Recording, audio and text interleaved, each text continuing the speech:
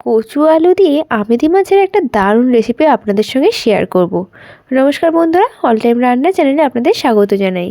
রেসিপিটি কি সেটা তো আপনাদের বলেই দিলাম, তো চলুন কীভাবে করেছি সেটাই এখন দেখাই। এখানে নিয়েছি আলু আর এখানে নিয়েছি কচু, এরকম লম্বা লম্বা করে কেটে নিয়েছি। আর নিয়েছি আমেদি মাছ, যেটি লবণ হলুদ মাখিয়ে নিয়েছি।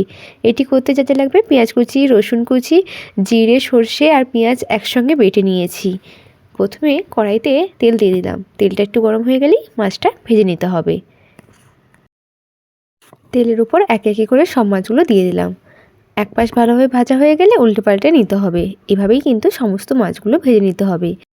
মাছ ভাজা হয়ে গেছে, তুলে নিলাম একটি প্লেটে।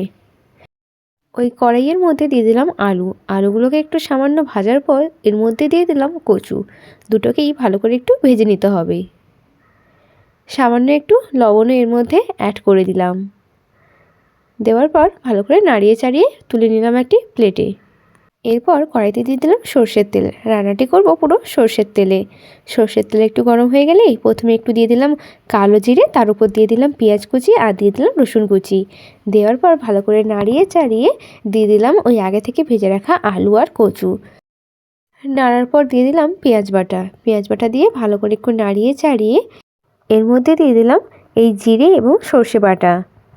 দেওয়ার পর ভালো করে একটু নাড়িয়ে চাড়িয়ে নিচ্ছি যাতে এর কাঁচা গন্ধটা চলে যায়। এর মধ্যে দিয়ে দিলাম 2 টেবিল চামচ হলুদের গুঁড়ো, আর দিলাম 1.5 চামচ মতো লাল লঙ্কার গুঁড়ো, আর দিলাম স্বাদ অনুযায়ী লবণ। দেওয়ার পর ভালো করে নাড়িয়ে চাড়িয়ে নিচ্ছি।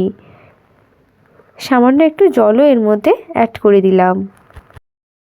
দেওয়ার পর ভালো করে একটু নাড়িয়ে চাড়িয়ে নিচ্ছি। যতক্ষণ না জল মরছে ততক্ষণ কিন্তু ভালো করেই নাড়াতে হবে। দেখুন জল কিন্তু অনেকটাই মরে গিয়েছে। এর মধ্যে দিয়ে দিলাম পরিমাণ মতো জল, যাতে আলু এবং কচু ভালোভাবেই সেদ্ধ হয়ে যেতে পারে। ঢাকা লাগিয়ে 5 থেকে 7 মিনিট কিন্তু রেখে দিচ্ছি। ঢাকাগুলো দেখছি প্রায় কিন্তু জুসটা মরে এসেছে এবং কচু আর আলু দুটোই কিন্তু বরাবর সেদ্ধ হয়ে গেছে। এর মধ্যে দিয়ে দিলাম মাছ। মাছগুলো একটু ভালো করে 2 থেকে 3 মিনিট ফুটিয়ে নিলেই কিন্তু একদম রেডি হয়ে যাচ্ছে এই কচু আলু দিয়ে আমেদি মাছের ঝাল। সামান্য একটু ধনেপাতা থাকলে ধনেপাতা একটু ছড়িয়ে দিতে পারেন, তাহলে খেতে কিন্তু এবং গন্ধে কিন্তু দারুণ লাগবে। রেসিপিটি কেমন লাগলো অবশ্যই কিন্তু কমেন্ট করতে ভুলবেন না। আর ভালো লাগলে লাইক, শেয়ার এবং সাবস্ক্রাইব করে পাশে থাকার অনুরোধ রইল। দেখা হবে নতুন একটা রেসিপি নিয়ে। সবাই ভালো থাকবেন, সুস্থ থাকবেন। ধন্যবাদ।